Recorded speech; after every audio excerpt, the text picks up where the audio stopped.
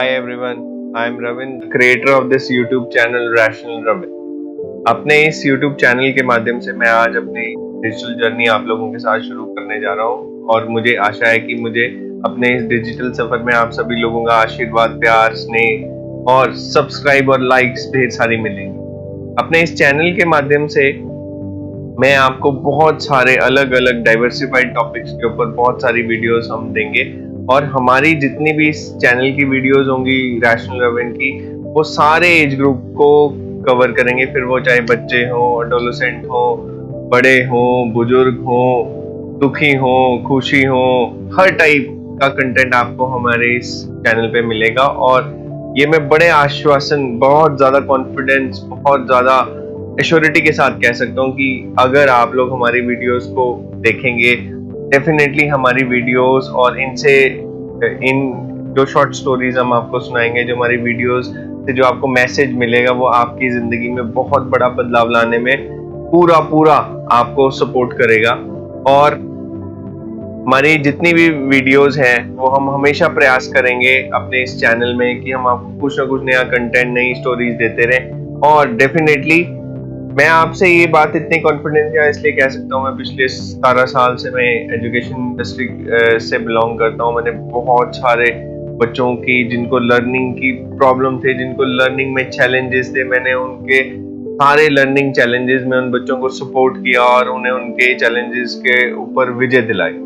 और मैंने बहुत सारे ऐसे पेरेंट्स की भी हेल्प की है जिनको अपने बच्चों के साथ एजुकेशन को लेके, उनकी स्टडीज को लेके बहुत ज्यादा प्रॉब्लम्स थी। हमने ऐसे भी बहुत सारे बच्चों के प्रॉब्लम सॉल्व किए हैं एंड फाइनली आज वो बच्चे बड़ी अच्छी जगह पे जॉब कर रहे हैं, सर्विस कर रहे हैं। They are very happy in their life and as well as because they are happy, तो उनके पेरेंट्स भी बड़े सारे खुश हैं। इसी प्रकार से हमने सिर्फ ऐसा ही नहीं कि हमने बच्चों के ऊपर काम किया, हमने बड़े जो लोग जॉब करते हैं, जिनकी जस्ट अभी मैरिज हुई है, तो whether it is the age group of 15 years to 20 years, whether it is the age group of 20 to 30 and then 30 to 50, 50 to 80, we have been able to support everyone to overcome their problems in their life and the challenges they face in their daily life.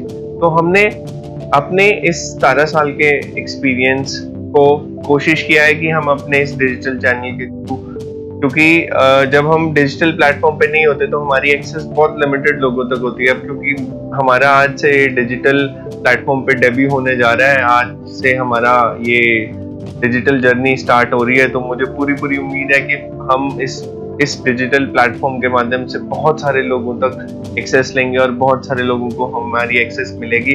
तो इससे बहुत सारे लोग जो problem, मुसीबत face कर रहे हैं, जो अपनी प्रॉब्लम्स का सोल्यूशन ढूंढ रहे हैं और उनको वो प्रॉब्लम का हल कहीं नहीं मिल रहा, तो मुझे आशा है कि वो हमारे चैनल पे मैं उन लोगों की प्रॉब्लम्स के, उन लोगों को किसी ना किसी प्रकार से मैं हेल्प कर पाऊंगा। हमारे वीडियोस के थ्रू मैं उनको गाइड कर पाऊंगा, उनको एडवाइस दे पाऊंगा, सो दैट कि उनकी जो चैलेंजेस वो अपनी लाइफ में फेस कर रहे हैं वो उसको सॉल्व कर सकें, उसके ऊपर वो विक्ट्री ले सकें, उसको वो जीत सकें। तो इसी आशा के साथ कि आप लोगों का स्नेह, प्यार, प्रेम, लाइक, शेयर, सब्सक्राइब मुझे मेरे YouTube चैनल पे मिलेंगे।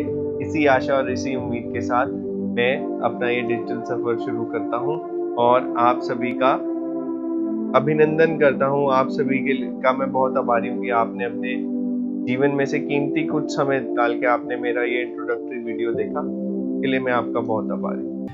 अपने आज के ब्लॉग में मैं हमारे जीवन के छोटे छोटे अनुभव हमें कई बार बहुत बड़ी सीख दे जाते हैं। आज की स्टोरी कुछ ऐसे ही जीवन के एक छोटे से अनुभव और उसका आपके जीवन पे क्या प्रभाव है उससे रिलेटेड मैं आपको एक छोटी सी स्टोरी सुनाऊंगा। तो एक स्कूल में एक प्रोफेसर साहब होते हैं, तो प्रोफेसर साहब क्लास में पढ़ा रहे होते हैं और सारे बच्चे क्लास में बड़े ध्यान से पढ़ रहे होते हैं।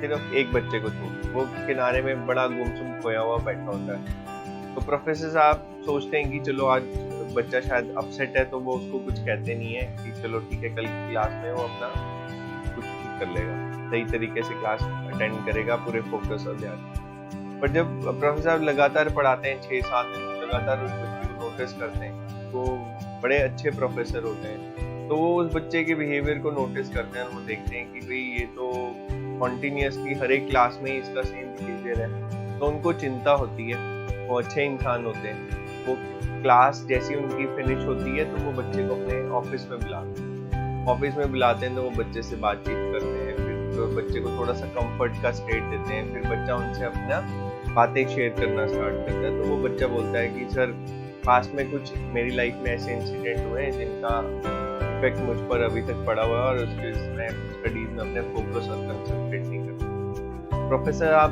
भले मानस होते हैं, उनको समझ आ जाता है बच्चे का प्रॉब्लम क्या है। तो वो कहते हैं बेटे कोई बात नहीं, अगर क्लास में फोकस नहीं कर पा रहे तो आप ऐसे करना, मेरे घर में आना, मैं आपको अलग से टिप्स दूंगा, आपको गाइड करूंगा, आपको थोड़ा बहुत पढ़ाऊंगा कि आपका ये सारा प्रॉब्लम सॉल्व होगा। वो अपना पूरा जो भी हेल्प कर सकते हैं अपना हेल्पिंग हैंड उसके ऊपर बढ़ाते हैं और वो बच्चा पकड़ता भी है। वो कहता है ठीक है सर, मैं आपके घर पे आ जाऊंगा। जैसे ही बच्चा उनके घर पे पहुंचता है, डोरबेल बजाता है तो प्रोफेसर साहब उसको अपने घर के अंदर बुलाते हैं, उसको बिठाते हैं और पूछते हैं कि भी बेटे तू क्या लेगा, ठंडा लेगा, गंजी लेगा, पानी लेगा, चाय लेगा, कॉफी लेगा, क्या लेगा। तो बच्चा कहता है सर मैं शिकंजी। तो प्रोफेसर साहब खुद शिकंजी बनाने के लिए किचन में चले आते हैं। जैसे ही वो किचन में जाते हैं तो वो शिकंजी तैयार कर रहे होते हैं तो वो जानबूझ के शिकंजी में नमक ज्यादा डालते हैं और नमक वाली शिकंजी लाके वो बच्चे को, और उसको जैसे ही वो बच्चा पीता है तो उसका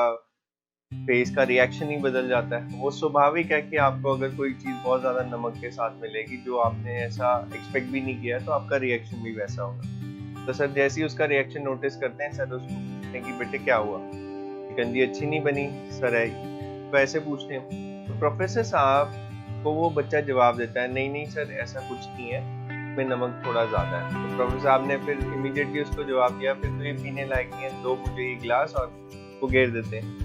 तो बच्चे ने कहा नहीं नहीं सर गिरने की कोई जरूरत ही नहीं सर, इसमें आप चीनी ऐड कर दो और इसका जो है टेस्ट बैलेंस हो जाएगा, शिकंजी पीने लायक हो जाएगी। तो सर उसके जवाब से बड़े सरप्राइज हो जाते हैं और बड़े ध्यान से उसकी इस बात को लेते हैं। फिर सर ये कहते हैं कि बेटे आपने इस प्रॉब्लम का इतनी इजीली सोल्यूशन जनरेट कर दिया तो इससे आप कुछ सीखो। तो वो कहता है सर इससे मैं क्या सीखूं। सर उसको समझाते हैं बेटे कि शिकंजी जो है ये आपका जीवन है और नमक जो है इसमें वो आपके जीवन के बुरे अनुभव है। तो जिस प्रकार आप शिकंजी से नमक को अलग नहीं कर सकते, वैसे ही आप अपने जीवन में जो आपने बुरे अनुभव किए हैं, जो आपने बीते समय में अपने पास्ट में जो आपके बैड एक्सपीरियंस हैं, उनको आप अपनी लाइफ से निकाल नहीं सकते। पर क्या है कि उनका इफेक्ट को आप कम कर सकते हैं। जैसे आपने शिकंजी में नमक के असर को कम किया उसमें मीठा डाल के, इसी प्रकार से आप अपने जीवन में भी अपने कड़वे बुरे अनुभवों को जीवन से निकाल तो नहीं सकते, परंतु उनके प्रभाव को कम कर सकते हैं। और उन प्रभावों को, बुरे समय के प्रभावों को कम करने के लिए आप क्या करते हैं, वर्तमान में अपना जीवन सुनहरा बनाते हैं, इसके साथ मीठी यादें जोड़ते हैं, कोशिश करते हैं कि जो भी आपका लाइफ का हर एक मोमेंट को जिए उसको मेमोरेबल बनाएं ताकि आपका जीवन अच्छी अच्छी मेमोरीज से भरे और बीते समय के जो पुरानी मेमोरीज हो वो छुप जाए। अच्छी मेमोरीज इतनी ज्यादा हो जाएंगी, बुरी मेमोरीज छुप जाए तो आपका जीवन वैसे ही इतना सुनहरा, एकदम बहुत अच्छा एंजॉयबल लाइफ हो। तो बच्चा प्रोफेसर आपकी बात समझता है, उनको कहता है कि सर मैं आपने जो मुझे समझाया मैं उसके ऊपर काम करूंगा और अपने लाइफ में अच्छी मेमोरीज को ऐड करूंगा ताकि मेरी बैड मेमोरीज का इफेक्ट क्या हो मेरी लाइफ से कम हो, मेरी लाइफ से बैड मेमोरीज का इफेक्ट कम हो और मेरी लाइफ अच्छी। तो ये जो एक छोटी सी शॉर्ट स्टोरी है, ये अक्सर आप सभी ने नोटिस किया होगा कि बहुत सारे लोग अपने पास्ट के दुख को लेके चलते हैं और वो उसको अपने लाइफ से निकाल ही नहीं पाते और हम उसको निकाल नहीं सकते। मैंने आपको स्टोरी में पहले भी बताया कि शिकंजी में से नमक को अलग जैसे नहीं कर सकते, वो पास्ट के दुख को भी हम अपने जीवन से अलग नहीं कर सकते, परंतु हम उसके इफेक्ट को कम कर सकते हैं। हम अपने साथ लाइफ में कुछ अच्छी मेमोरीज जोड़ सकते हैं। तो वो लोग पास्ट के चक्कर में अपना प्रेजेंट खराब करते हैं, प्रेजेंट खराब हो गया तो डेफिनेटली आपका फ्यूचर भी खराब हो गया। तो आपने पास्ट एक बुरी मेमोरी के चक्कर में आपने अपना प्रेजेंट और अपना फ्यूचर तीनों स्टेजेस आपने अपनी। तो रेदर देन कि आप पास्ट की मेमोरीज को इतना कंसिडरेशन में ना रखें, वो कंसिडरेशन में रखने की बजाय आप जो प्रेजेंट में बहुत अच्छे से जिए, लाइफ के हर एक मोमेंट को खुल के जिए और अच्छी अच्छी मेमोरीज इकट्ठी करें, ताकि जो आपकी बैड मेमोरीज है उससे कहीं ज्यादा आपकी मेमोरेबल गुड मेमोरीज हो, सो दैट कि आपकी लाइफ में एक बैलेंस क्रिएट हो। सिर्फ बैड का ही लेवल ना हो, जो गुड का भी लेवल हो वो उसके बराबर कम से कम हो, नहीं तो उससे ज्यादा हो। तो उससे आपकी सारी लाइफ में बहुत अच्छा बैलेंस क्रिएट होगा। आपकी लाइफ की जितनी भी ट्रबल है आपको वो बहुत छोटी लगने लगेगी आपके एंजॉयमेंट के आगे। आप बोलोगे कि कोई बात नहीं यार, हाँ हो गया, ठीक है, पास टाइम था, कुछ टाइम फेवरेबल नहीं था, तो ऐसी चीजें।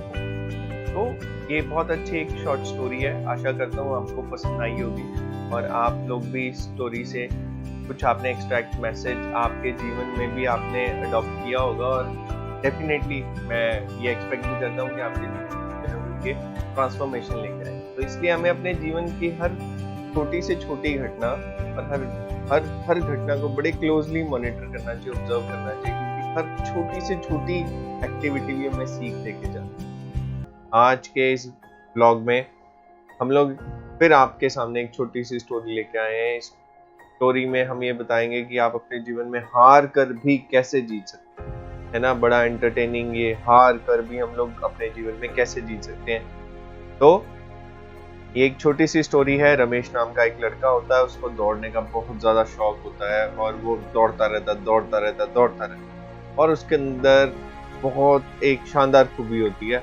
वो अलग अलग मैराथन में भागता है, वो जहाँ दौड़ प्रतियोगिता होती है उसमें भाग लेता है और दौड़ता रहता है। पर उसके अंदर एक सबसे बड़ी खूबी ये थी कि वो कभी किसी दौड़ को पूरा नहीं करता था।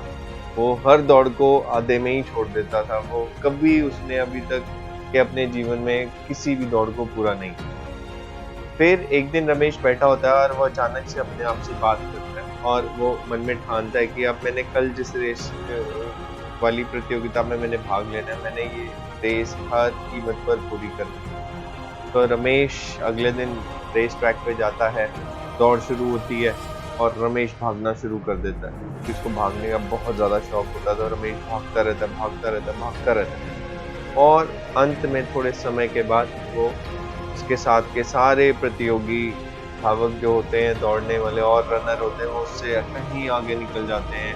जैसे जैसे समय बढ़ता है रमेश भागता है और उसकी ऊर्जा कम होती जाती। एंड में रमेश फिर भी भागता है।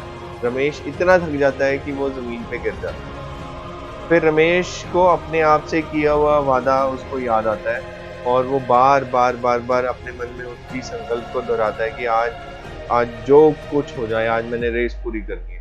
तो वो थक कर चूर होकर जमीन पे गिरा हुआ रमेश फिर सारी हिम्मत जोड़ता है, फिर अपने मन को मनाता है, फिर वो उठता है और रेस ट्रैक पे फिर चलना शुरू कर देता है। क्योंकि भागने के लिए उसके पास उतनी ऊर्जा शेष बची नहीं थी, पर उसने मन में संकल्प लिया था कि आज मैं अपनी दौड़ को पूरा जरूर करूंगा। तो वो मन में ठान लेता है, वो फिर से उठता है और चलना शुरू कर देता है। और चलते चलते आराम से जैसे तैसे, उसके सारे शरीर में बहुत दर्द हो रहा होता है, जैसे तैसे करके वो अपनी रेस को समाप्त कर देता। अब रमेश रेस तो हार चुका होता है, परंतु वो रेस अपने जीवन की रेस को जीत चुका होता है। वो कैसे? रमेश अपने संकल्प को पूरा करता है। रमेश ने बीते समय में कोई भी दौड़ पूरी नहीं की, उसका मन बीच में ही छोड़ देता था। उसका मन कहता था कि बस बहुत हो गया, अब और नहीं दौड़ना। वो हमेशा अपने मन के आगे हार जाता था। परंतु ये रेस उसके जीवन के लिए एक बहुत ही ज्यादा खास रेस थी, क्योंकि इसमें उसने ठाना और उसने करके दिखाया। जो उसने ठाना था वो उसने करके दिखाया। तो बात ये नहीं है कि रेस को पहले खत्म करना, बाद में खत्म करना या बहुत देर में खत्म। बात उसकी संकल्प शक्ति की हो रही है। आज वो अपने मन को जीत गया। आज उसने अपने शरीर से जैसा चाहा वैसा कार्य लिया। आज उसने अपनी इच्छाओं को, अपने मन को पूरा अपने कंट्रोल में रखकर अपनी रेस पूरी। तो इसी प्रकार बच्चों, हो सकता है आप दिन में डेली 7 से 10 घंटे पढ़ते हो। कोई एक दिन किसी प्रॉब्लम की वजह से हो सकता है आपको पूरे 7 से 10 घंटे पढ़ने को ना मिले। तो आप ये बिल्कुल मन में ना ऐसा विचार लेके आए कि भाई आज तो मेरा टाइम सारा ही खराब हो गया।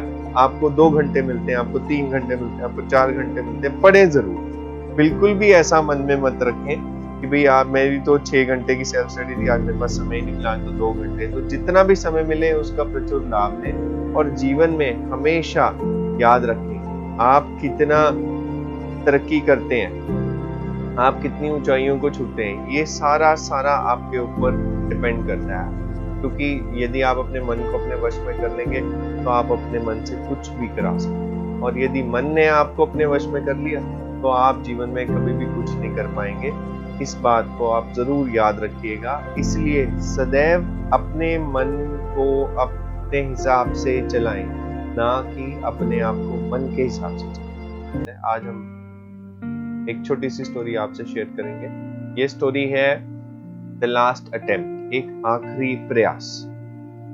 बहुत समय पहले एक राजा होता था और उस राजा के दरबार में एक दिन देश विदेश से अलग अलग मेहमान आए थे और एक मेहमान उनके लिए एक बड़ा सा शिल्प पत्थर लेके आया था और वो मेहमान उन्हें उपहार स्वरूप वो पत्थर भेंट कर देता है। सभा खत्म होने के बाद राजा जैसे ही अपने महामंत्री से बात करते हैं तो वो महामंत्री के सामने अपनी इच्छा व्यक्त करते हैं कि भाई क्यों ना इस सुंदर से पत्थर से हम भगवान विष्णु की बनाकर नगर के एक मंदिर की स्थापना करें। तो महामंत्री उनकी बात सुनकर नगर के सबसे अच्छे शिल्पकार के पास जाते हैं उस पत्थर को लेकर और उसे ये वो जिम्मेवारी सौंप देते हैं कि भगवान विष्णु की मूर्ति इससे बनाए, राजा जी की ऐसी इच्छा है और आपको ये कार्य करने के राजा जी 50 सोने की मुद्राएं देंगे। ये सुनकर वो शिल्पकार बहुत ज्यादा प्रसन्न हो जाता है और वो अपने कार्य में लग जाते हैं। महामंत्री उसके घर से आते हैं, शिल्पकार अपने कार्य में लग जाता है। तो शिल्पकार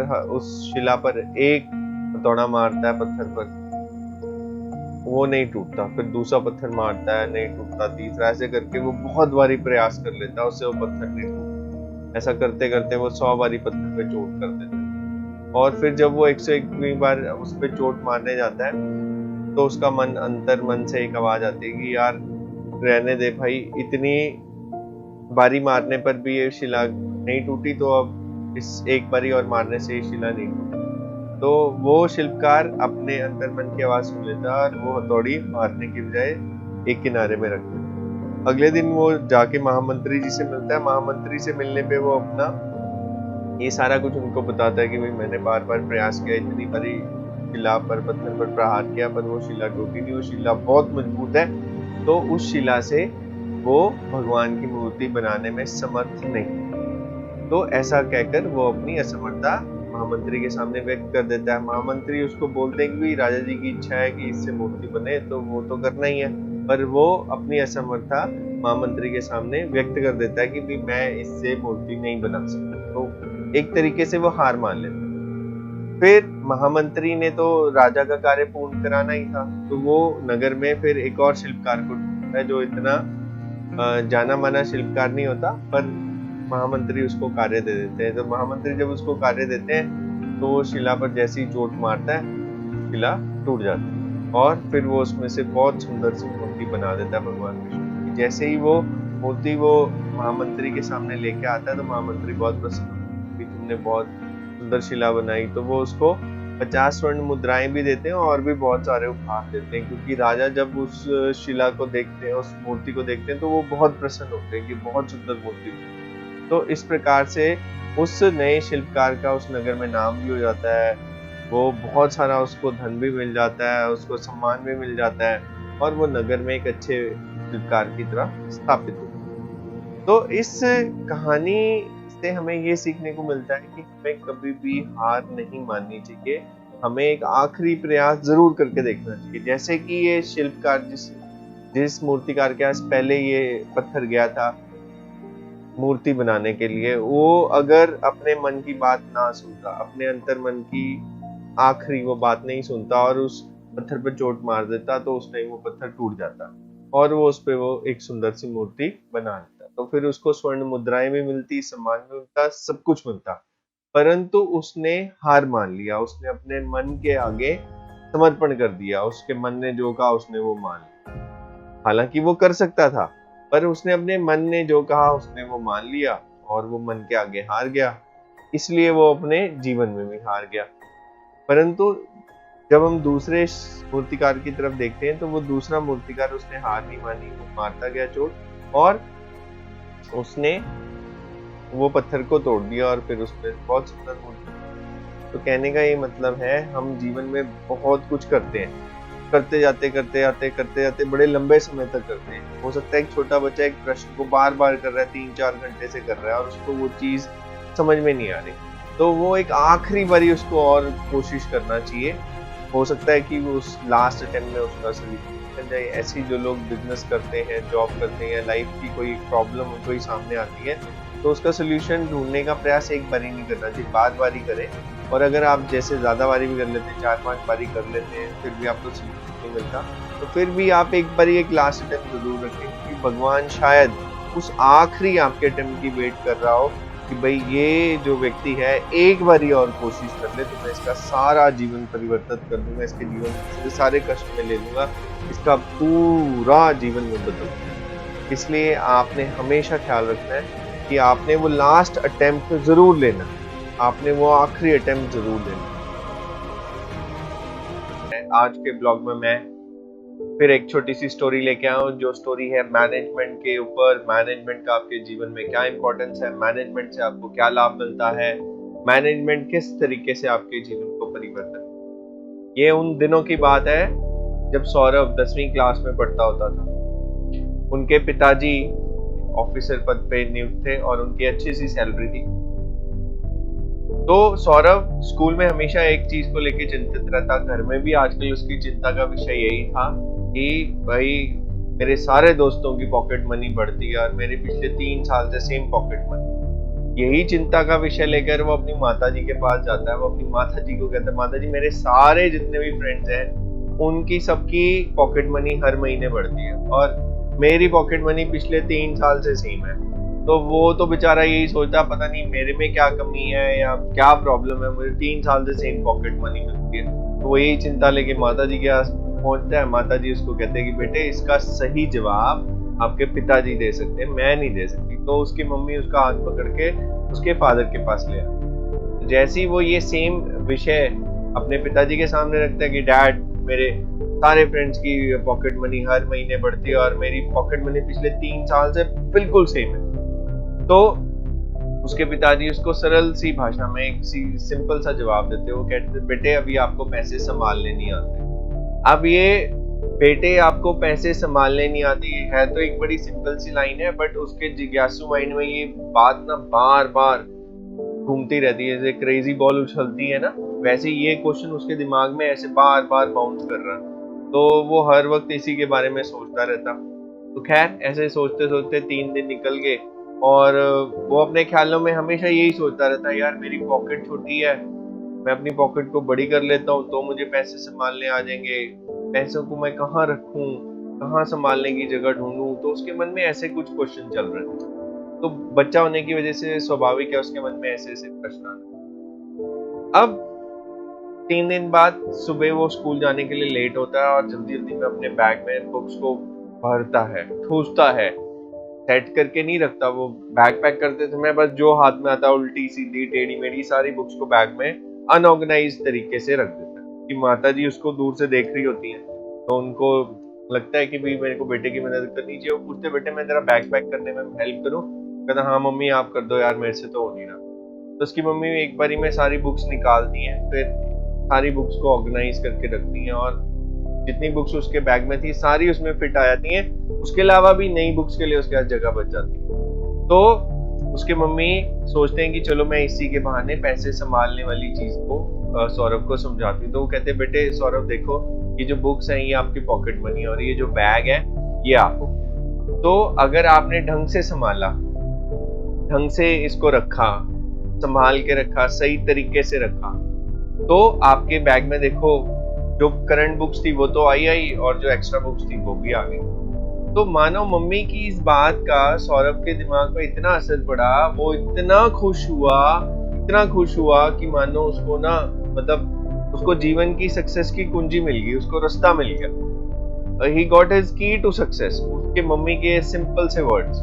तो वो बड़ा इस चीज को सीरियसली लेता है और अपने ऊपर काम करना शुरू करता है। अब जब उसको इस महीने पॉकेट मनी मिलती है तो वो सबसे पहले एक चीज डिसाइड करता है, इच्छा और आवश्यकता में अंतर को क्लियर करता है अपने आप को कि जरूरत और इच्छा है। जरूरत और इच्छा में फर्क है। इच्छा तो आपका कुछ भी लेने को करता है, जरूरत ये कहती है कि जितना आवश्यक है उतना लेना चाहिए। तो जब वो ये अंतर को सीख लेता है, ये अंतर को सीखने के बाद माता जी की बात के बाद उसके दिमाग पे बहुत ज्यादा फर्क पड़ता है और वो अपने लाइफ में एक चीज को डिसाइड करता है कि वो अपनी जरूरत और इच्छा, नीड और वांट, दोनों में डिफरेंशिएट करेगा और इच्छा वाली चीजों पे ज्यादा फोकस नहीं करेगा, जरूरत वाली चीजों पे फोकस। तो वो क्या करता है, अब अपने डेली के खर्चे में सिर्फ वो चीजों पे पैसे खर्चता है जिसकी उसकी नीड होती है, जिसकी उसको आवश्यकता होती है।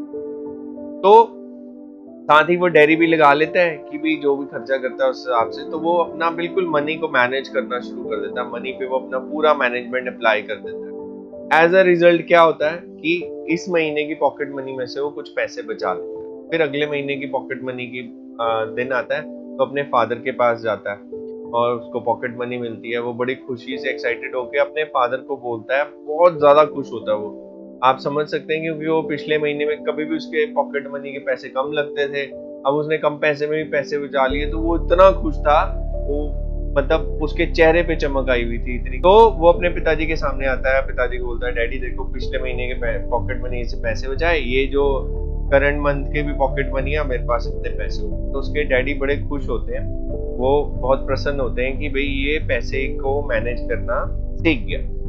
तो उसके डैडी मुस्कुरा के उसको बोलते हैं, डैडी बड़े प्रसन्न होते हैं और बोलते हैं कि बेटे आप अब पैसे को संभालना सीख गए और यदि भविष्य में आप इसी तरीके से अपने पैसे को संभाल के रखोगे तो मैं हर महीने आपकी पॉकेट मनी बढ़ाता रहूंगा। तो इस इंसिडेंट का सौरभ के मन पे इतना प्रभाव पड़ता है कि वो अपने सारे जीवन भर में ये मनी मैनेजमेंट को लगा लगा के अपनी ग्रेजुएशन कर लेता है। जब बिजनेस में आता है तो वहां पे भी वो अपनी ये मनी मैनेजमेंट को लगाता है और ग्रेजुअली समय के साथ अपना संपन्नता को बढ़ाता जाता है। वो टाइम के साथ रिच होता चले जाता है और शहर के एक प्रतिष्ठित व्यापारी बन जाता है। बड़े बिजनेसमैन में उसका नाम आता है और वो एक सेटल बिजनेसमैन बन जाता है। तो इस कहानी से बड़ा सिंपल सा एक जो एक्सट्रैक्ट हम सभी को मिला है, वो सिंपल एक्सट्रैक्ट ये है कि अगर हम चीजों को मैनेज करना सीख जाए, फिर चाहे वो पैसा हो, चाहे वो टाइम हो, चाहे वो सोशल रिलेशनशिप हो, चाहे वो परिवार में अपने निजी लोगों से अपने रिलेशंस को मैनेज करना, जो भी व्यक्ति मैनेजमेंट सीख जाता है उसकी लाइफ से सारी ट्रबल गायब हो जाती है। वो हर रोज दिन रात तरक्की करता है।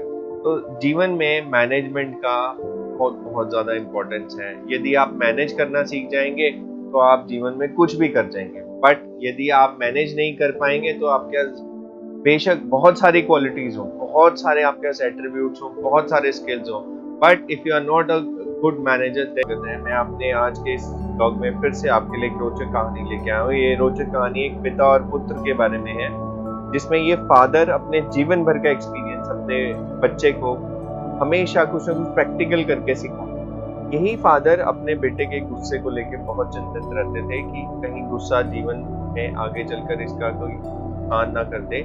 इसलिए वो एक दिन ठानते हैं कि वो अपने बेटे के गुस्से की आदत को छुड़ाने का प्रयास करेंगे और उसको गुस्सा क्यों नहीं करना चाहिए ये चीज के बारे में सिखाएंगे। तो ऐसा वो ठानते हैं मन में और शाम को एक दिन दफ्तर से घर जाते हुए वो हार्डवेयर की शॉप से कुछ कीलें खरीदते हैं और एक हथौड़ी खरीदते हैं।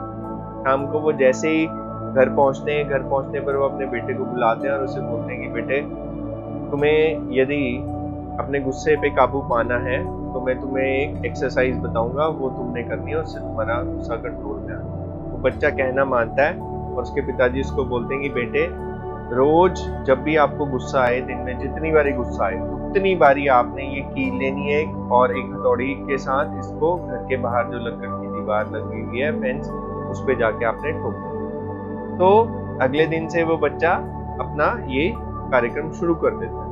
तो लगभग पहले दिन में वो कुछ 45 कीलें जो है वो अपनी लकड़ की दीवार में लगाता है। ऐसे करते करते करते करते 2 हफ्तों का समय निकल जाता है और जैसे जैसे समय आगे बढ़ता है तो बच्चा 2 चीजें सीखता है। पहले तो कि जैसे जैसे समय बढ़ता है वैसे वैसे उसकी जो है जो कीलों की संख्या होती है वो कम होती जाती है।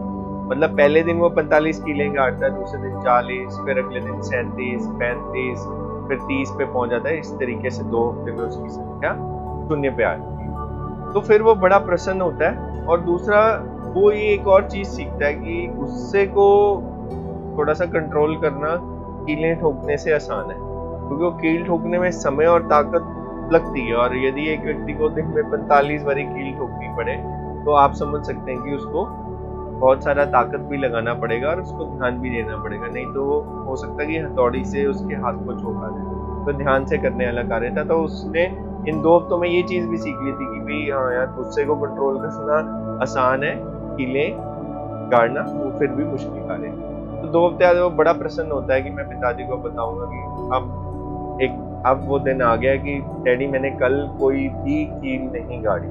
तो बड़ी प्रसन्नता से अपने पिताजी से ये बात शेयर करता है कि पिताजी मैंने आज के दिन में कोई भी कील नहीं गाड़ी, मतलब कि मुझे पूरे दिन में एक बारी भी गुस्सा नहीं आया। तो उसके पिताजी मन ही मन बड़े मुस्कुराते हैं, परंतु जो सीख उन्होंने अपने बेटे को देनी होती है वो अभी बाकी होती है। तो इसलिए वो उसका हाथ पकड़ते हैं और हाथ पकड़कर उसको बोलते हैं कि बेटे ये जो बाहर ले जाते हैं अपने फेंस के पास, उसको बोलते हैं बेटे ये जितनी भी कीलें तुमने गाड़ी है अब ये सारी कीलें निकालनी है और ये कीलें निकाल के इकट्ठे करके तुमने देनी है, परंतु तुमने हर रोज 2-2, 3-3 ऐसे करके कीलें निकालनी है, एक ही दिन में सारी नहीं निकालनी। तो वो फिर उससे वो कीलें निकलवाते हैं और ऐसे ही उसको लगभग 4-5 दिन लग जाते हैं और वो सारी कीलें निकाल के इकट्ठे करके पिताजी को। अब वो बोलता है कि पिताजी मैंने कीलें भी निकाल दी।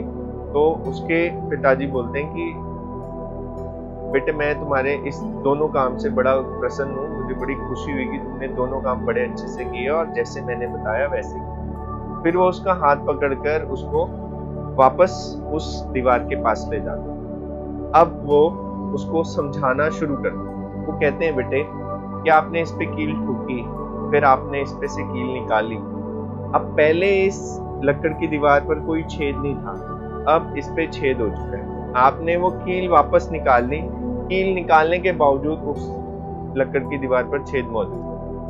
तो वो कहते कि बेटे गुस्सा भी एक ऐसी ही चीज है, गुस्सा आपसे यही कार्य करवाता है। गुस्सा भी आपसे ऐसे ही जैसे ये कील कार्य कर रही है, कील को आपने ठोका और वो जाके उस लकड़ की दीवार में ठुक गई, कील को गाड़ दिया आपने और वो कील उसमें गड़ गई। इसी प्रकार से गुस्सा, ये जो गुस्सा होता है, गुस्सा आपसे भी ऐसे ही गलत कार्य करवाता है और आप गुस्से में आवेश में आके गलत बोल जाते हैं, गलत कर जाते हैं।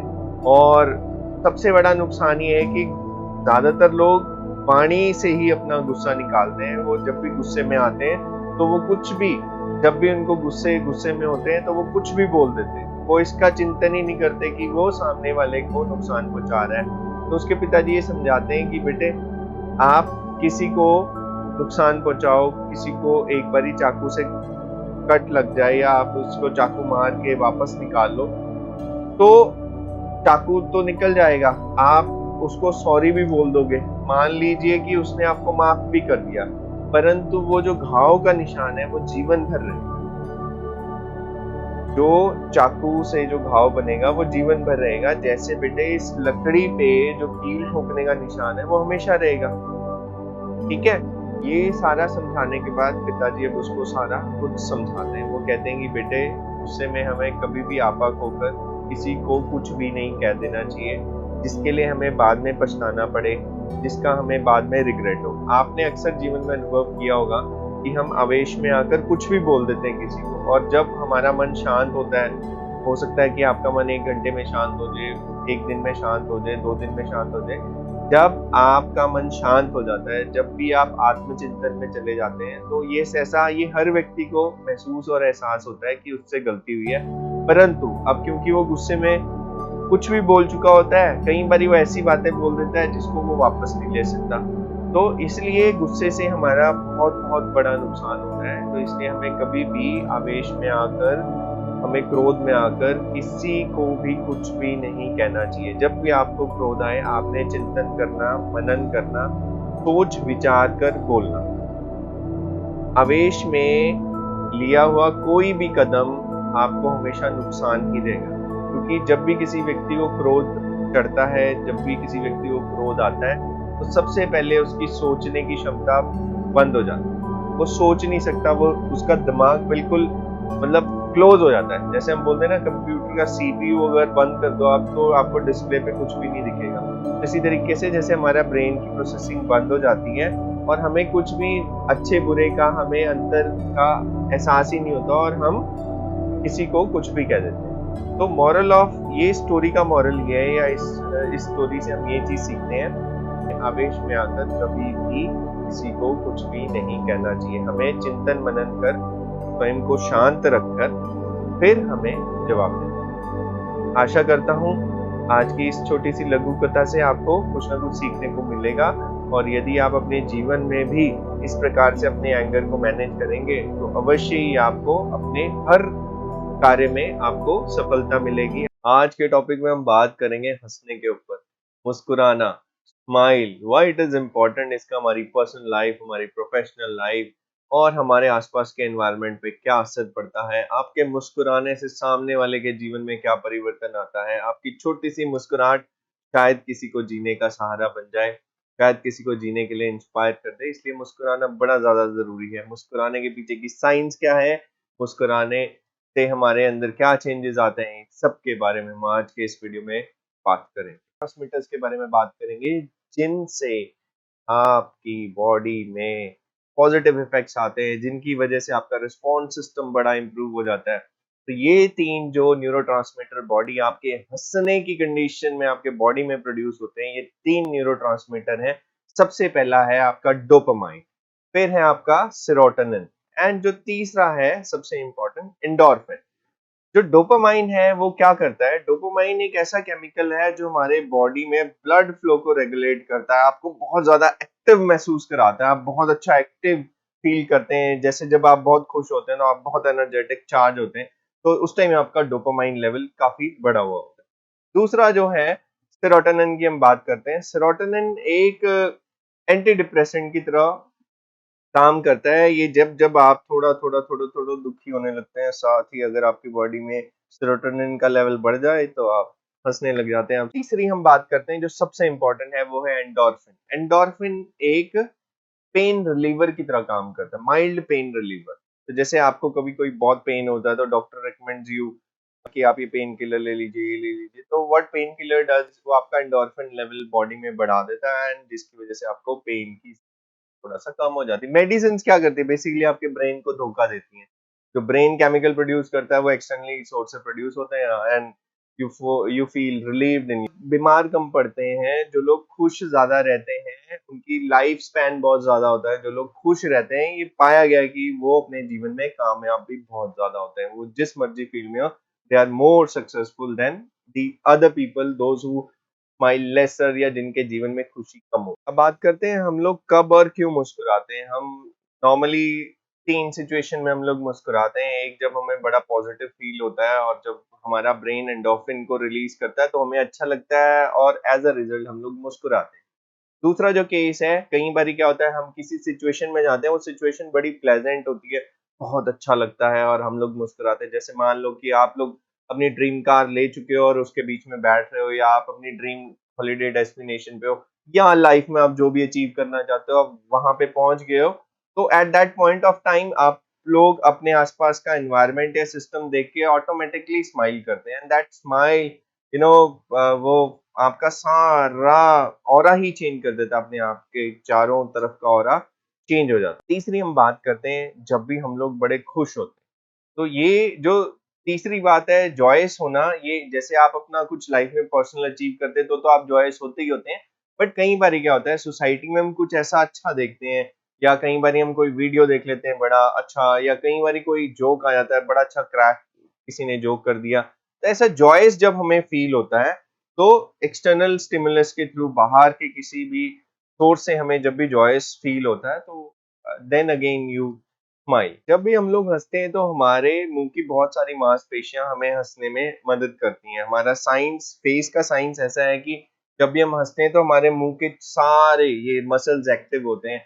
आपके हंसने में आपका फोरहेड, आपकी आईलिड्स, आपकी आपकी नोस्ट्रिल, आपका अपर लिप, आपका लोअर लिप, आपकी corners of the mouth, in fact आपका ये जॉ और आपका नेक, ये सारे पार्टिसिपेट करते हैं। आपने देखा होगा बहुत सारे लोग आज के टाइम में अपने आप को यंग और ब्राइट प्रेजेंटेबल दिखाने के लिए फेस योगा भी करते हैं। तो वो फेस योगा में भी यही सारी एक्सरसाइजेज होती हैं कि जिससे आप स्माइल करते हैं, जैसे आप अपने मसल्स के काम लेते हैं, अपने फेस के मसल्स को एक्टिव रखते हैं।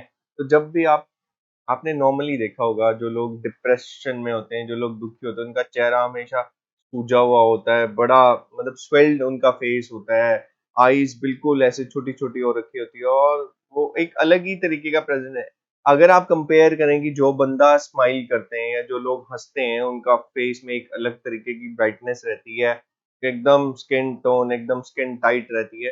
तो हंसने का ये एक बहुत बड़ा बेनिफिट है कि आपकी सारे फेस के जितने भी मसल्स हैं वो एक्टिवली आपको हंसाने में पार्टिसिपेट करती हैं, और जब आप हंसते हैं तो वो सारे मसल्स की आपकी एक्सरसाइज होती रहती है, वो कॉन्ट्रैक्ट करते हैं, वो स्ट्रेच करते हैं।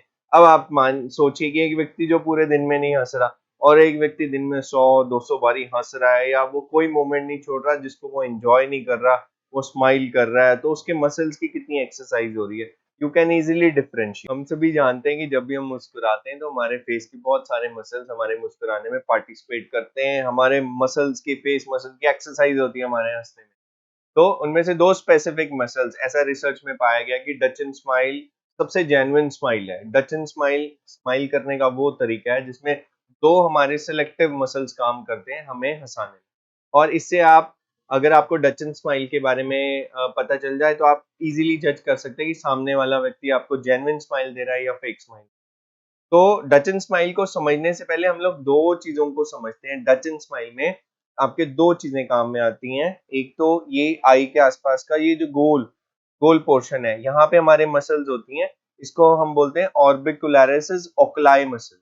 और एक हमारे ये कॉर्नर ऑफ माउथ से कनेक्टेड होती है, हमारे चीक बोन तक होती है, इसको बोलते हैं हम जाइगोमेटिक मेजर मसल। जब भी आप लोग मुस्कुराते हैं तो इन दोनों चीजों में चेंज आता है। देखिए, जब भी आप स्माइल करते हैं तो स्माइल करने से ये कॉर्नर ऑफ माउथ ऊपर तक जाता है, तो ये जो आपके जाइगोमेटिक मेजर मसल है वो क्या करता है, यहाँ से आपके इसको पुल करता है और ये ऊपर की तरफ जाता है। और साथ ही साथ साइमल्टेनियसली एक साथ ये दो चीजें होती हैं। एक साइड आप ये इसको पीछे को, ये आपके कॉर्नर ऑफ माउथ को ऊपर को लिफ्ट करते हैं, दूसरा आपकी ये जो आईज है ये थोड़ी छोटी होती हैं और यहाँ पे आपके रिंकल्स पड़ते हैं। तो साइंटिफिकली एक्सपेरिमेंट्स के साथ बहुत सारे रिसर्च के बाद ये पाया गया कि Duchenne smile is considered to be one of the genuine smile, जो बिल्कुल ओरिजिनल स्माइल होती है। तो आप किसी को भी देख के बड़े इजीली जज कर सकते हैं, and this is the best smile in world.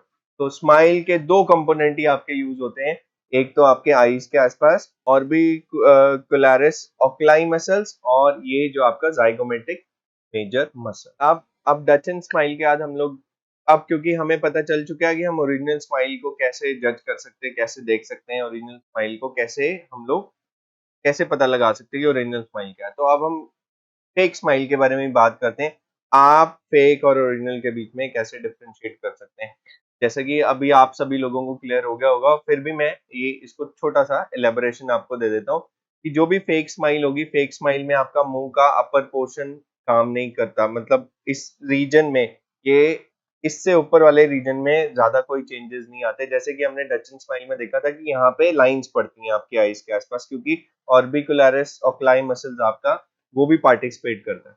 And second जब होता है, जो भी आपकी फेक स्माइल होती है, तो फेक स्माइल में आपके दांत नहीं दिखते हैं, आपके टीथ नहीं दिखते हैं जब भी आप स्माइल करते हो, बिकॉज नॉर्मली आपने देखा होगा कोई बंदा जो आपको जबरदस्ती स्माइल पास करता है, तो ऐसे करके कोई आपको स्माइल पास करता है। तीसरा जो पॉइंट है वो ये है कि आप नोट कर सकते हैं कि आईज की मूवमेंट नहीं होती जब भी कोई आपको फेक स्माइल पास कर रहा है। तो अगेन फिर से आपको ये, आप क्योंकि आपको डचन स्माइल भी क्लियर है, आपको फेक स्माइल भी क्लियर है, तो आप इजीली डिफरेंशिएट कर सकते हैं कि कौन सा बंदा जेन्युइनली स्माइल कर रहा है और कौन सा बंदा आपको फेक स्माइल। हमें अपने जीवन में मुस्कुराना क्यों चाहिए, मुस्कुराएं क्यों, हम लोग स्माइल क्यों करें। स्माइल करने से आपके आसपास का पूरा एनवायरनमेंट चेंज हो सकता है। स्माइल करना सिर्फ आपकी सेहत के लिए अच्छा नहीं है, ये औरों की सेहत पे भी बड़ा अच्छा असर डालता है, क्योंकि जब अपने आप वर्क प्लेस पे, फिर चाहे आप अपने घर पे हो, जब आप खुश रहते हैं तो आपके आसपास भी खुशियां फैलती हैं।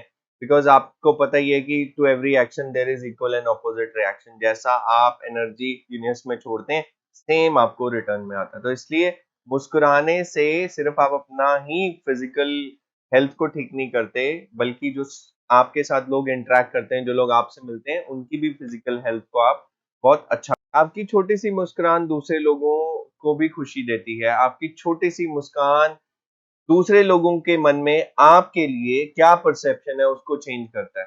तो यदि देखो, आपने देखा होगा लाइफ में कि कई बार आप बहुत सीरियस से बंदों से मिलते हैं और वो बिल्कुल ही बिल्कुल मुस्कुराते नहीं है, बिल्कुल बहुत स्टिफ, बहुत टाइडी से होके रहते हैं एकदम, मतलब no expression on to the face. तो यू फील कि उनकी इस तरीके का जो फेस पे रिएक्शन होता है, स्माइल लेस जो उनका चेहरा होता है, वो उनके आसपास के जितने भी वर्कर्स होता है, उनको सारे लोग अवॉइड ही करते हैं कि यार थोड़ा सा ना बातचीत ना ही हो तो बेटर है। बिकॉज यू नो सामने वाला चाहता नहीं है कि वो भी इतना। स्माइल का आपके वर्क प्लेस पे सबसे ज्यादा इम्पोर्टेंट, मुस्कुराते हुए जब भी आप कोई भी काम करते हैं, मुस्कुराते हुए जब भी आप कुछ भी कहते हैं, मुस्कुराते हुए जब भी आप किसी से कुछ एक्सपेक्ट करते हैं, तो सामने वाला भी आपकी मुस्कुराहट को देखते हुए उसके दिमाग में भी एंडोर्फिन रिलीज होता है। वो भी सोचता है कि यार बंदा मुझे देख के मुस्कुरा रहा है, मैं भी इसको मुस्कुरा। तो ये स्माइल की एक बहुत बड़ी पावर है। अब जैसे कि आपके वर्क प्लेस पे स्माइल बहुत बड़ा रोल प्ले कर सकती है। मान लीजिए आप सर्विस इंडस्ट्री से, तो आपकी छोटी सी स्माइल आपके विजिटर को, आपके कंज्यूमर को रेसिप्रोकेशन में जो आप देते हैं, या आप रेसिप्रोकेशन में ना भी देते हुए पहले यदि आप एक जेंटल ग्रीट और बड़ी सी स्माइल के साथ आप किसी को भी वेलकम करेंगे, तो वो बंदे का दिल गदगद हो जाता है, वो हैप्पी हो जाता है।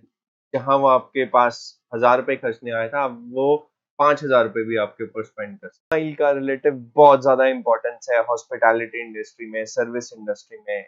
जैसा कि आपको पता ही है, आप लोग मॉल्स में जाते हैं, आप बड़े बड़े होटल में जाते हैं, स्पेसिफिकली जब आप किसी एयरप्लेन को बोर्ड कर रहे होते हैं, तो आपने देखा होगा कि जो फ्लाइट स्टीवर्ड्स या एयर होस्टेस होती हैं, वो आपको बड़े वार्मली, बहुत ही अच्छी जेंटल स्माइल के साथ ग्रीट करते हैं। तो आपको अंदर से बहुत अच्छा फील होता है। दैट सेंस ऑफ फीलिंग, ये जो सेंस ऑफ फीलिंग है, ये पॉजिटिविटी, प्रोडक्टिविटी, ये हर एक चीज को इंक्रीज करती है। आप लोग कभी भी जाते हैं, जब आप खुशनुमा एनवायरनमेंट में होते हैं, तो आपके अंदर एक अलग ही तरीके की एनर्जी का फ्लो बढ़ रहा होता है, क्योंकि आपके बॉडी में सारे के सारे जो अभी हमने बात की थी न्यूरोट्रांसमीटर, वो प्रोड्यूस होते हैं एंड टॉप लेवल पे प्रोड्यूस हो रहे होते हैं, जिसकी वजह से आपका सारा इंटरनल चेंज की वजह से आपका एक्सटर्नल एनवायरमेंटल में बहुत चेंज आता है। तो यही चीज है, जैसे अगर कोई बच्चा बहुत चैलेंजेस फेस कर रहा है लाइफ में, वो डिप्रेसिंग फेज में जा रहा है, वो पढ़ना चाहता है, वो पढ़ नहीं पा रहा, वो गुरुजी के पास एक प्रॉब्लम लेके जाता है, एंड अगर उसको बहुत अब्रप्ट सा फेस, बड़ा डोमिनेंट एग्रेसिव रिफ्लेक्शन अगर टीचर की तरफ से मिले, तो वो बड़ा स्ट्रेस में आ जाएगा। उसके स्ट्रेस लेवल को कम करने के लिए बहुत आसान सा काम है, वो गलती भी करके आ रहा है तो थोड़ा सा मुस्कुराएं, उसको कंफर्ट का स्टेट दें, एंड देन उसके बाद उसकी प्रॉब्लम को जानें, and then try to guide the one कि भाई आप अपना ये प्रॉब्लम इस तरीके से सॉल्व कर सकते हैं। तो आशा करता हूँ आज के इस ब्लॉग में आपको स्माइल के बारे में काफी कुछ जानने को मिला होगा, और आप लोग अब इस ब्लॉग को देखने के बाद दिल खोल कर मुस्कुराएंगे, कोई भी अपॉर्चुनिटी नहीं छोड़ेंगे जहां पे आपको मुस्कुराने का मौका मिलेगा। और अगर मौका नहीं भी मिलता तो भी कोशिश करिएगा मुस्कुराने का। और जो भी मैंने इस ब्लॉग में आप लोगों से शेयर किया है, एक बारी आप प्रैक्टिकल करके देखिएगा, नहीं तो अपने आप को शीशे के सामने खड़ा करिएगा और फिर अलग अलग पोजीशन, अलग अलग एंगल्स पे मुस्कुरा कर देखिएगा। डेफिनेटली स्माइल का ये ब्लॉग आपके जीवन में फिर आपके लिए लाया हूँ एक छोटी सी स्टोरी। ये स्टोरी है आपके कंफर्ट जोन के लिए। कंफर्ट जोन में आपको क्यों नहीं रहना चाहिए, कंफर्ट जोन में रहने से आपका क्या नुकसान है, और कंफर्ट जोन से बाहर निकलने के क्या फायदे हैं। गिद्धों का एक झुंड एक बारी समुद्र के ऊपर से उड़ के जा रहा होता है, और उड़ते उड़ते वो सारे गिद्ध थक जाते हैं, और रास्ते में उनको एक टापू दिखता है छोटा सा, और वो सभी फैसला करते हैं कि वो उस टापू पे उतरेंगे। जैसे ही वो सारे गिद्ध उस टापू पे उतरते हैं, तो उन सब की खुशी का कोई ठिकाना नहीं रहता, क्योंकि उस टापू पे बहुत सारी मेंढक होते हैं, मछलियां होती हैं और समुद्री जीव होते हैं, और उनके खाने के लिए प्रचुर बहुत सारी अमाउंट में फूड अवेलेबल होता है। तो वो सारे गिद्ध बड़े खुश होते हैं, बहुत प्रसन्न होते हैं, और उनके लिए खुशी की एक और इससे बड़ी खुशी की बात होती है कि वहां पे उनके ऊपर हमला करने वाला कोई भी जीव नहीं मौजूद होता।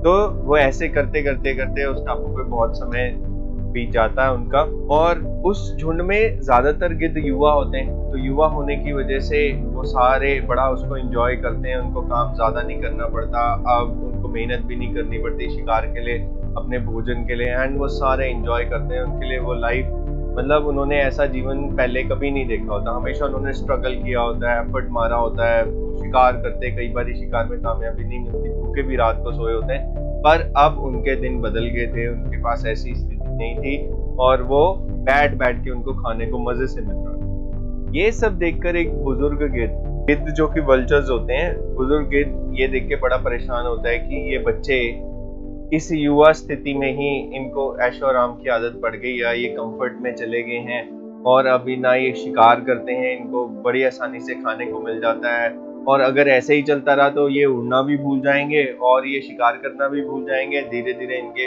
जो पंजे हैं, तीखे पंजे, वो भी खराब हो जाएंगे। तो इसी चिंता के चलते, क्योंकि वो बुजुर्ग गिद्ध होता है, उसको जीवन का अनुभव होता है, तो वो यही सोचता है कि क्या ये युवा गिद्ध अगर इसी प्रकार से अपना जीवन बिताते रहे तो क्या जीवन में आने वाले उतार चढ़ाव, चुनौतियों का ये सामना कर पाएंगे। यही चिंता को लेकर वो सोचता है, और एक दिन वो गिद्धों की सभा बुलाता है। जब वो गिद्धों की सभा बुलाता है तो गिद्धों की सभा में वो यही मुद्दा सबके सामने रखता है कि भाई अब हमें इस टापू से उड़ जाना चाहिए और वापस हमें उसी जंगल में चले जाना चाहिए जहाँ से हम आए। तो ये सुनकर जो युवा गिद्ध हैं वो काफी परेशान हो जाते हैं, और वो क्योंकि वो उस कंफर्ट को एंजॉय कर रहे थे, उन्हें मेहनत कम करनी पड़ती थी, उन्हें सारे खाने पीने रहने की सुविधाएं मिल रही थी। तो वो सारे सोचते हैं कि भाई गिद्ध जो है ये बुजुर्ग हो चुका है, और बुजुर्ग होने की जैसे ये सठा गया है, तो ये बहकी बहकी बातें कर रहा है। तो वो सारे उसको अपोज करते हैं और उसको बोलते हैं कि भाई हम तो यहीं रहेंगे, हमें ये लाइफ बड़ी अच्छी है, and we are really enjoying our life, अगर आपको पसंद नहीं है तो आप जा सकते। तो बड़े भारी मन से, क्योंकि वो युवा गिद्ध उस बुजुर्ग गिद्ध की बात नहीं सुनते, तो गिद्ध बड़े भारी मन से वहां से वो टापू छोड़कर वापस उसी जंगल में चले जाता है जहाँ से वो आए होते। तो ऐसे ही करते करते थोड़ा समय बीत जाता है। तो इसी बीच उस बुजुर्ग गिद्ध के मन में ये ख्याल आता है कि चलो मैं जाके वो युवा गिद्धों का हालचाल खबर ले। तो वो फिर उड़ान भरते हैं और उस टापू की तरफ आते हैं।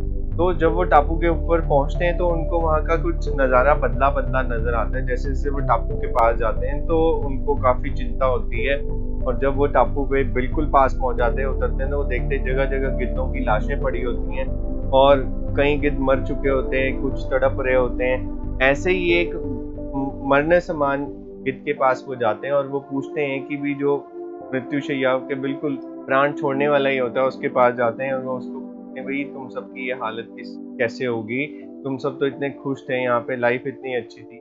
तो वो मरता हुआ गिद्ध उनको ये बोलता है कि आपके जाने के बाद हम अपना जीवन बड़ा एंजॉय करके बिता रहे थे, समय बहुत अच्छा जा रहा था। फिर एक दिन अचानक क्या हुआ कि एक बड़ा जहाज आया, उस जहाज ने इस टापू पर बहुत सारे चीते छोड़ दिए, और शुरू में क्या हुआ कि उन चीतों ने हम पर अटैक नहीं किया, उन्होंने हमें किसी प्रकार का नुकसान नहीं पहुंचाया। पर जैसे जैसे समय बीतता गया, थोड़े समय बाद उन चीतों को ये एहसास हुआ कि ना ही हम लोग उड़ सकते हैं और ना ही हम लोग शिकार कर सकते हैं। तो क्योंकि हमें खाना सब कुछ बड़ा इजीली उपलब्ध था, तो उनको ये चीज का एहसास हो गया और उन्होंने एक एक करके हम सब के ऊपर अटैक करना शुरू कर दिया। और उसका ये रिजल्ट हुआ, क्योंकि बहुत समय तक हम लोगों ने उड़ान भी नहीं भरी, तो हमारा उड़ने की क्षमता भी कम होगी, हम अपना लगभग उड़ना भूल ही गए। तो ऐसे करके फिर वो एक एक करके हम सबका शिकार करते रहे, और उसका फल स्वरूप ये हुआ कि आज हम सभी गिद्ध मृत्यु को प्राप्त हो रहे। तो शायद अगर हम उस दिन आपकी ये बात मान लेते और आपके साथ उड़कर वापस अपने जंगल चले जाते, तो हम सभी गिद्धों की ऐसी दुर्दशा नहीं हो। अब इस स्टोरी से हमें ये सीखने को मिलता है कि जब भी हम अपने कंफर्ट जोन के अंदर चले आते हैं, और क्या होता है कि कोई भी व्यक्ति जीवन में, कोई चाहे स्टूडेंट हो, चाहे कोई कमाने वाला बंदा हो, कोई बिजनेस करने वाला हो, कोई रेडी लगाने, कोई पड़ी लगाने वाला, कोई भी व्यक्ति जो जीवन में कुछ भी थोड़ी मेहनत कर रहा है, संघर्ष करके कुछ भी अर्जित करता है, तो वो उसको बड़ा इंजॉय भी करता है उससे खुश भी होता है और उससे उसमें उसका सेल्फ कॉन्फिडेंस बहुत ज्यादा बढ़ता है। अब क्या होता है कि जब भी कोई व्यक्ति अपने जीवन में कुछ हासिल कर लेता है तो उसके बाद वो एक कंफर्ट जोन में चले जाता है, फिर वो उसको एंजॉय करने में सारा समय बिता देता है। और जब भी कोई व्यक्ति इस स्थिति में आ जाता है तो उसके बाद उसका नुकसान होना बिल्कुल निश्चित होता है, बिल्कुल तय होता है, क्योंकि हर एक चीज टेम्परेरी होती है आपके पास। ऐसा अक्सर कहा जाता है कि आपको फर्श से अर्श तक जाने में, मतलब आपको जमीन से ऊंचाइयों तक जाना कोई बड़ी बात नहीं है। आप बहुत कड़ी मेहनत और बिल्कुल प्लान तरीके से काम करें तो आप जा सकते हैं, बट उस ऊंचाई को हमेशा बरकरार रखना, उसके लिए आपको कंसिस्टेंटली एफर्ट देना पड़ता है, उसके लिए आपको कंसिस्टेंटली मेहनत करनी पड़ती है। उस ऊंचाई पे जाके अगर आप कंफर्ट जोन पे चले आते तो डेफिनेटली है कि नेक्स्ट आपका डाउनफॉल होगा। तो अगर आप उस हाइट को, उस लेवल को, उस टॉपनेस को मेंटेन करके रखना चाहते हैं तो आपको हमेशा अपने कंफर्ट जोन से बाहर जाके काम करना पड़ेगा, क्योंकि जब भी आप अपने आप को चुनौती देते रहेंगे, उन चुनौतियों पे आप विजय पाते रहेंगे और जीवन में हमेशा कामयाबी की ओर अग्रसर होते रहेंगे। तो इसी के लिए ये कहा गया है कि हमेशा कामयाबी उन्हीं लोगों को मिलती है जो अपने कंफर्ट जोन से बाहर जाके काम करते हैं। तो यदि आप भी अपने जीवन में कामयाब होना चाहते हैं तो आप अपने कंफर्ट जोन को ब्रेक करिए। जो आप नहीं कर सकते वो करने की कोशिश कीजिए। जो आपको अच्छा लगता है हमेशा वही मत कीजिए। जो आपको अच्छा नहीं भी लगता आप उसको भी ट्राई करके कोशिश कीजिए कि आप वो भी कर सकें। तो इस तरीके से जब भी आप अपना कंफर्ट जोन को ब्रेक करेंगे, डेफिनेटली आशा करता हूं कि आपको भी कामयाबी मिलेगी और हर वो व्यक्ति जो अपने कंफर्ट जोन से बाहर निकल के कोई भी एफर्ट देगा उसको जीवन में अवश्य ही ये निश्चित है कि वो कामयाबी हासिल करेगा ही करेगा। ये पक्का है कि वो ऊंचाइयों को छुएगा और वो ना सिर्फ ऊंचाइयों को छुएगा, वो हमेशा अपनी उस ऊंचाई को बरकरार भी रखेगा। इसी आशा के साथ कि आपको आज की ये स्टोरी में कुछ सीखने को मिला होगा और आपने जाना होगा कि कंफर्ट जोन हमारे लिए अच्छा है या बुरा है। नॉर्मली सुनने में बड़ा अच्छा लगता है कंफर्ट, बट कंफर्ट जोन अच्छा नहीं होता। हमेशा आपको कंफर्ट जोन से बाहर तो आपको कामयाबी और तरक्की मिलती है। आज मैं फिर आपके लिए एक स्टोरी लेके आया हूँ और ये स्टोरी है कि हमें कभी भी किसी को देखकर उसके बारे में कोई भी अपने माइंड में जजमेंट नहीं बनानी चाहिए। हमें कोई भी किसी और के बारे में परसेप्शन नहीं बनाना चाहिए जब तक हम के बारे में अच्छे से जानते नहीं। तो एक बारी की बात है, एक पिता और पुत्र एक ट्रेन में ट्रैवल कर रहे होते हैं और जो फादर का बेटा होता है वो लगभग 24 साल का होता है आयु में। और जैसे ही ट्रेन चलना शुरू करती है तो थोड़ी देर बाद उनका बेटा सहसा बाहर, ट्रेन से बाहर कुछ पेड़ जो होते हैं ट्रेन से दूर जा रहे होते हैं क्योंकि ट्रेन आगे को मूव कर रही होती है। तो वो बच्चा बोलता है, डैडी देखो पेड़ हमसे बहुत दूर जा रहे हैं। तो वो बार बार इस चीज को रिपीट करता है। वो कहता है, डैडी देखो पेड़ हमसे दूर जा रहे हैं, दूर जाते हुए छोटे पेड़ हो रहे हैं। तो उनके पास ही जहाँ वो फादर और सन, वो पिता पुत्र जहाँ पे बैठे होते हैं, तो उन्हीं के पास में एक कपल भी बैठा होता है। तो वो बड़ा स्ट्रेंज सा लुक देता है वो बच्चे के क्वेश्चन को। तो वो 24 साल का बच्चा होता है, वो ऐसा क्वेश्चन रेज करता है अपने पिताजी को कि देखो कि भाई वो पेड़ हमसे दूर जा रहे हैं। और जैसे ही वो ऐसा बार बार बोलता है तो उसके पास बैठा हुआ कपल बड़ी स्ट्रेंज लुक के साथ उनको देखता है कि मानो ये इतना बड़ा 24 साल का आदमी, मतलब ये कैसे छोटे बच्चों वाली बात करता है। तो वो उसको देख के काफी मतलब अलग ही तरीके से उस बच्चे की तरफ देखते हैं और जो आप सोच रहे हैं वैसी सिचुएशन बिल्कुल भी नहीं है स्टोरी। तो इसके बाद क्या होता है, थोड़ी देर बाद वो फिर अपने डैडी को बोलता है, डैडी देखो बादल हमारी ट्रेन के साथ साथ चल रहे हैं, है ना। तो ये देख के फिर वो कपल फिर दोबारा एक स्ट्रेंज सी लुक देते हैं और अपने आप को रेजिस्ट नहीं कर पाते और वो उसको से बोल देते हैं उसके फादर को कि भाई आप इसको किसी डॉक्टर को क्यों नहीं दिखाते। मतलब वो सोचते हैं कि वो बच्चे को कुछ मेंटल प्रॉब्लम है और वो अपना मेंटल बैलेंस नहीं है और इतनी बड़ी एज में भी उसको ये नहीं पता, वो छोटे बच्चों की तरह बिहेव कर रहा है। तो उसके फादर बोलते हैं, मैं जी अपने बेटे को डॉक्टर को दिखा चुका हूँ और इनफैक्ट हम दोनों भी हॉस्पिटल से ही आ रहे हैं। और उनके पिताजी उस कपल को जवाब देते हैं कि मैं अपने बेटे को डॉक्टर को दिखा चुका हूँ और आज ही मेरे बेटे की आई सर्जरी है और अभी उसने ये अपने जीवन में पहली बारी उसने पेड़ देखे, पहली बारी उसने बादल देखे। तो जैसे ही वो कपल इसके बारे में सुनता है उनको बहुत शर्मिंदगी होती है, वो शर्म से पानी हो जाते हैं और उनको अपने अंदर बहुत ज्यादा ग्लानि महसूस होती है। वो बड़ा एम्बेरस फील करते हैं कि उन्होंने उस बच्चे के बारे में क्या क्या सोचा, उसकी सिचुएशन के बारे में वो नहीं जानते थे, उसके बैकग्राउंड के बारे में नहीं जानते थे और उसके बारे में कुछ पता ना होते हुए भी ट्रेन में पहली बारी वो उस व्यक्ति को और उसके बेटे को देखते हैं और पहली बारी में ही उसके बारे में इतना स्ट्रॉन्ग परसेप्शन होल्ड कर लेते हैं कि भाई ये तो एक मतलब बच्चा इतना बड़ा है और 24 साल का ये व्यक्ति है और इसमें बच्चे का दिमाग है। उनको ये नहीं पता था कि उसने आज बादलों को पहली बारी देखा, उसने आज पेड़ों को पहली बारी देखा। तो उसके मन में जो खुशी होगी, जो वो अपने अंदर की जो फीलिंग है, वो सिर्फ अपने फादर को एक्सप्रेस कर रहा था, जिसको वो पास बैठे हुए कपल ने अलग तरीके से ले लिया। तो इससे हमें ये सीखने को मिलता है कि हमें कभी भी किसी को भी देखकर उसके बारे में जब तक हमें डिटेल डेप्थ में ना पता हो, हमें कभी भी उसके लिए कोई भी परसेप्शन अपने माइंड में सेट नहीं करना, क्योंकि इससे हमेशा आपको नुकसान ही होगा। क्योंकि जब तक आप वो किसी भी व्यक्ति के बारे में डिटेल डेप्थ में नहीं जानते, आप उसके बारे में कोई भी स्टेटमेंट नहीं दे सकते, आप उसके बारे में कुछ भी कह नहीं सकते। आप किसी के स्ट्रगल के बारे में नहीं जानते, आप उसके बारे में कुछ कह देते हैं। आप किसी के बैकग्राउंड के बारे में नहीं जानते, आप कुछ कह देते हैं। तो हमें ये सब चीजें नहीं करनी चाहिए। इससे हम अपने जीवन में तो नेगेटिविटी फैलाते ही फैलाते हैं, हम दूसरे के जीवन में नेगेटिविटी फैलाते हैं और दूसरे को डिस्करेज करते हैं। आशा करता हूँ आज की ये स्टोरी आपको पसंद आई होगी और इसको सुनने के बाद आप लोग इसे भी अपने जीवन में अडॉप्ट करेंगे और कभी भी किसी सामने वाले दूसरे व्यक्ति के लिए, अगर उसको जाने पहचाने, उसके लिए कोई भी अपने मन में परसेप्शन को नहीं बनाएंगे जब तक आप उसको डिटेल में नहीं जानते।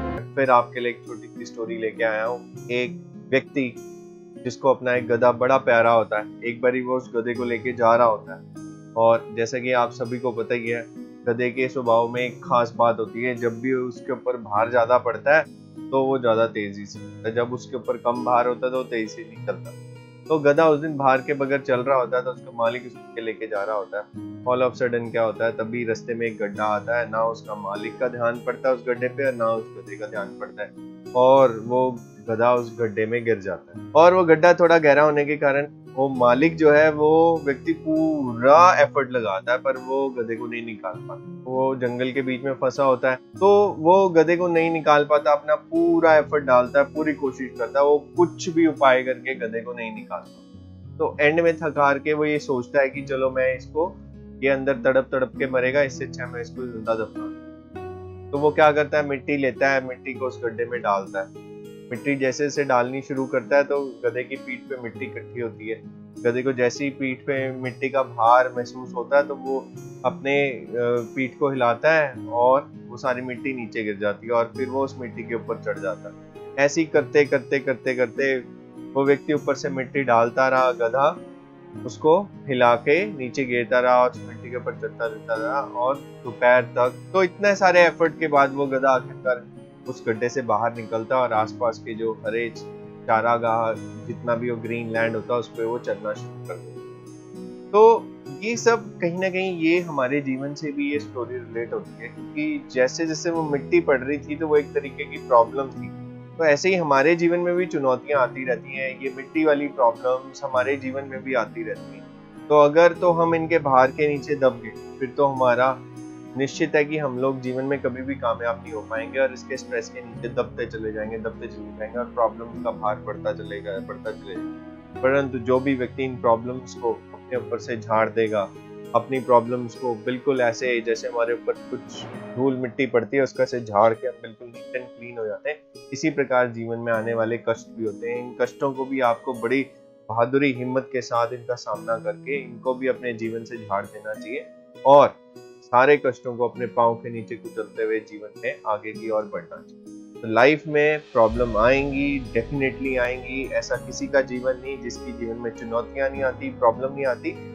पर कोई भी व्यक्ति इन चुनौतियों और प्रॉब्लम को कैसे फेस करता है, ये डिसाइड करता है कि वो जीवन में किस लेवल पे जाएगा, कहाँ तक वो अपने जीवन में कामयाबी को हासिल करेगा, खुले आसमान में वो कितना ऊपर उठ सकेगा, ये डिसाइड करेगा कि वो अपने जीवन की चुनौतियों और प्रॉब्लम्स को कैसे फेस करेगा।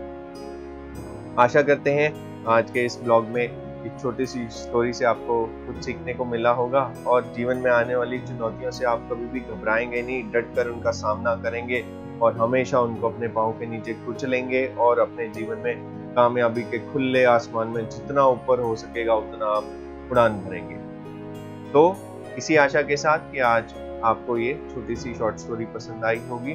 तो प्लीज़ हमारे इस चैनल रैशनल रविंद्र को लाइक, शेयर और सब्सक्राइब जरूर करें। बेल आइकन को जरूर दबाएं ताकि आने वाली फ्यूचर वीडियोस का अपडेट आपको मिलता रहे। आज के व्लॉग में हम बात करेंगे स्ट्रगल का जीवन में क्या महत्व है और स्ट्रगल हमें क्या सिखाती है। जो स्ट्रगल नहीं करते उनको क्या नुकसान होता है। तो आज की स्टोरी है एक दयालु इंसान और एक बटरफ्लाई की। दयालु इंसान, दया और मेहनत, दया और परिश्रम, दया और स्ट्रगल। आज की स्टोरी कुछ ये दो पहलुओं को रिलेट करती है। एक बहुत दयालु इंसान होता है, वो एक दिन एक गार्डन से जा रहा होता है और उसको एक छोटा सा कोकून मिलता है। कोकून जिसमें बटरफ्लाई पैदा होती है, जिससे कोकून के अंदर बटरफ्लाई बनती है, तो हम कोकून बोलते हैं। तो उसको एक कोकून मिलता है और वो कोकून उठा के घर ले आता है। कोकून रख देता है। अगले दिन वो देखता है कोकून में कुछ मूवमेंट हो रही होती है, तो वहीं बैठ जाता है। 10-15 मिनट देखता है और वो देखता है कि भाई उसमें से कोकून एक जगह से फट रहा है और उसमें से बटरफ्लाई का मुंह बाहर आ जाता है, उसकी गर्दन बाहर आ जाती है। अब वो आगे वेट कर रहा होता है, वो और देखता है 15-20 मिनट। वो बेसब्री से इंतजार कर रहा होता है कि भाई बटरफ्लाई बाहर निकले और जल्दी से वो देखे कि बटरफ्लाई कैसी लगती है। तो दयालु होने की प्रवृत्ति की वजह से, दयालु इंसान होने की वजह से, काइंड नेचर होने की वजह से वो बटरफ्लाई का स्ट्रगल नहीं देख पाता और इमीडिएटली जाके सीजर लेके आता और उसके कोकून को वो कट कर देता है और बटरफ्लाई बाहर आ जाती है। अब बटरफ्लाई बाहर तो आ जाती है, बट बटरफ्लाई जो स्ट्रगल कर रही थी वो स्ट्रगल नहीं कर पाती। उसके स्ट्रगल का उसके जीवन में महत्व होता है, परंतु ये व्यक्ति दया के चलते उसकी मदद कर देता है। अब वो अपने स्ट्रगल से वंचित रह जाती है और जब वो अपने कोकून से बाहर आती है तो बटरफ्लाई मोटी होती है, उसका शरीर फूला हुआ होता है, उसके जो पंख होते हैं वो बड़े छोटे छोटे पतले बहुत कमजोर होते हैं। अब वो अगले दिन वेट करता है कि भाई बटरफ्लाई उड़ेगी। वो वेट करता रहता है, पर वो भले मानस को ये नहीं पता कि उसने अपनी दया के चक्कर में उसका स्ट्रगल खत्म कर दिया। और कुदरत ने, नेचर ने उसका स्ट्रगल इसलिए बनाया था कि बटरफ्लाई के शरीर से एक फ्लूइड उसके पंखों में जाता है, जिसकी वजह से उसके पंखों की उसकी ग्रोथ होती है। परंतु वो स्ट्रगल बटरफ्लाई को उस दयालु इंसान ने करने ही नहीं दिया। उसने जल्दी से उसका वो कोकून काट दिया। यदि वो बटरफ्लाई अपना स्ट्रगल करती और खुद अपनी मेहनत से उस कोकून से बाहर आती तो उसके शरीर में एक फ्लूइड जो भगवान ने दिया है, वो फ्लूइड उसके पंखों तक जाता और उसके बाद उसके पंखों की ग्रोथ होती। वो स्वच्छंद आसमान में खुला उड़ती, जहां उसकी इच्छा होती वो वहां जाती, जिधर उसका मन करता वो वहां घूमती। परंतु उसकी दया के चलते उसका स्ट्रगल खत्म हुआ और अब सारे जीवन भर वो बटरफ्लाई कभी नहीं उड़ पाएगी, हमेशा क्रॉल करेगी, उसका शरीर फूला हुआ रहेगा, उसके पंख कभी नहीं बढ़ पाएंगे। उसकी दया ने, उस व्यक्ति की दया ने, दया का भाव बहुत अच्छा है। दया हर किसी में नहीं होती, काइंड होना बहुत अच्छा है।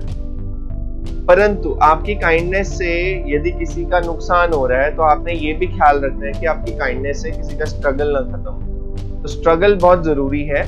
स्ट्रगल किस प्रकार का है, कैसा है, क्या है, ये फिर एक बहुत बड़ा टॉपिक है, इस पे ज्यादा डिटेल में बात नहीं कर सकते। पर इससे हमें, इस छोटी सी स्टोरी से हमें ये सीखने को मिलता है कि दया उचित है, दया बहुत अच्छा भाव है, पर दया कब करनी, कैसे करनी, कितनी करनी, इस चीज को कंट्रोल करना अति आवश्यक है। अक्सर हमने देखा है बच्चों की ट्रेनिंग के टाइम या बड़े जब ट्रेनिंग शेड्यूल्स में जाते हैं, कंपनीज में प्लेसमेंट होती है, ट्रेनिंग शेड्यूल्स बहुत डिफिकल्ट होते हैं, बहुत टफ होते हैं। तो ट्रेनिंग शेड्यूल्स टफ इसीलिए बनाए जाते हैं क्योंकि उस ट्रेनिंग से ट्रेनीज होते हैं उनमें इम्प्रूवमेंट आता है, वो आगे फ्यूचर रेडी हम उनको करते हैं। आपने जवान्स को देखा होगा, वो पहले हमेशा रिक्रूटमेंट के बाद वो ट्रेनिंग में जाते हैं, उनकी ट्रेनिंग होती है 1 year, 6 month, 8 month, 2 years, successive training होती है। ट्रेनिंग के बाद ही उनको इंडक्ट करते हैं, फिर उनको ग्राउंड्स में भेजते हैं। ऐसी स्टूडेंट की लाइफ में भी ट्रेनिंग आता है, बट कई बारी पेरेंट्स का प्यार, पेरेंट्स की दया, हाय मेरा बच्चा इतनी देर से पढ़ रहा है, हाय इसको भूख लग गई होगी, हाय ये इतनी गर्मी में धूप में साइकिल चला के आया है, इसको धूप ना लगे तो इसको गाड़ी लेके दे देते हैं। अब गाड़ी भी चलाएगा तो गाड़ी थक रहा है तो उसको ड्राइवर लेके दे देते हैं। तो इस प्रकार से हम क्या करते हैं, एक व्यक्ति के जीवन से स्ट्रगल को डिलीट करते चले जाते हैं और अनचाहे में, क्योंकि हमारे प्रिय होते हैं, हमारे प्रियों को कष्ट ना आए, जो हम जिनसे बहुत ज्यादा प्यार करते हैं उनको कष्ट ना आए, इसके लिए तो हम उनके लिए सारी फैसिलिटीज को जनरेट करते हैं, सारी फैसिलिटीज इकट्ठा करते हैं। बट हम लोग हमेशा ये भूल जाते हैं कि ये सब रिसोर्सेज उनको मदद नहीं कर रही, उनके स्ट्रगल को खत्म कर रही है, और कहीं ना कहीं इनडायरेक्टली हम लोग उनके ब्राइट फ्यूचर, जो कि आगे एक सुनहरा भविष्य में इंतजार कर रहा होता है, उससे हम उनको बहुत दूर कर देते हैं। तो आशा करता हूँ आज की ये शॉर्ट स्टोरी आपको बहुत अच्छी लगी होगी और आपने कुछ ना कुछ इससे सीखा होगा, और स्पेशली अभिभावक, बड़े लोगों के लिए, पेरेंट्स के लिए, जो भी बड़े हैं, बड़े भाई, बड़े बहन, माँ बाप, सभी के लिए ये स्टोरी बहुत एक अच्छी स्टोरी। आज मैं फिर एक स्टोरी लेके आया हूँ। आज की स्टोरी है जीवन में आपका जुनून, आपका पैशन। अगर आप किसी चीज के लिए बहुत ज्यादा पैशनेट हो तो कोई भी चीज आपको नहीं रोक सकती, फिर चाहे आपको कितनी बारी समाज से, सोसाइटी से, औरों से रिजेक्शन मिले, पर आपने कभी भी अपना पैशन नहीं छोड़ना चाहिए और आपको हमेशा पैशनेट होकर अपने काम के लिए आगे हमेशा हर परिस्थिति में अग्रसर रहना चाहिए। तो ये स्टोरी है अमेरिका के केंटकी प्रोविंस की, जहां पर एक 65 साल का बुजुर्ग व्यक्ति अपना नया जीवन 65 साल की आयु में शुरू करता है। इससे पहले वो बहुत ही दयनीय कंडीशन में उसका जीवन चल रहा होता है, बहुत ही ज्यादा मिजरी में वो रह रहा होता है। उसको खाने के बिल्कुल मतलब लाले पड़े होते हैं, उसके पास रहने और ना पहनने के लिए कोई भी उसके पास व्यवस्था नहीं होती। वो सरकार की एक $99 की जो सोशल सिक्योरिटी चेक आता है उस पर अपना जीवन यापन कर रहा होता है। पर 65 साल की आयु में वो व्यक्ति निश्चित करता है कि वो अपने जीवन को बदलेगा, वो यहाँ से कुछ नया चुनौतीपूर्ण करेगा, कुछ रेवोल्यूशनरी अपने जीवन को बदलने के लिए करेगा। वो मन में ठानता है और अपने जीवन में कामयाबी हासिल करने के लिए 65 वर्ष की आयु में अग्रसर आगे की तरफ निकल पड़ता है, इसी सोच के साथ कि मैंने जीवन में कुछ नया करना है, कुछ अपने जीवन में परिवर्तन लेके आना है, मैंने अपने जीवन में कामयाबी की ऊंचाइयों को छूना है, तरक्की की नई सीमाएं मैंने बांधनी है। इसी इच्छा के साथ जब वो सोचता है, वो अपना चिंतन करता है, मनन करता है, अपने दिमाग में वो सोचता है कि मैं ऐसा क्या करूं जिससे कि मेरी ये सारे जो मैं सोच रहा हूँ, जो मैं प्लान कर रहा हूँ, उसको अचीव कर सकूं।